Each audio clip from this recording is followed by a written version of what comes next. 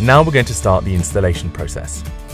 The outside antenna needs to be as high as possible, on the roof or chimney ideally. The better the outside reception, the more signal can be boosted, as long as the inside antenna is effectively located. We have provided an optional pole kit if the antenna needs to be attached to the eaves of the house, or you can attach it to the vent pipe using the bracket supplied. This fits around the pole and needs to be firmly attached and the nut tightened securely. As this antenna is directional, you'll also need to point it towards the nearest mobile phone tower for your network provider. This is easiest to achieve when the antenna faces away from the house at roof height. The next task is to run the cable from the antenna into the house. This can be done by taking the cable under the flashing by a vent pipe, through a ventilation pipe or brick, or by drilling a hole through the brick.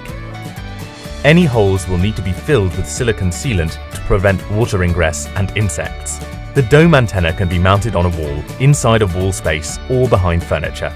The omni-channel antenna needs to be installed facing downwards from the ceiling. You can also paint the antenna to blend in. You will need to drill a 71 installation hole on the ceiling. Fix the antenna on the ceiling with a nut.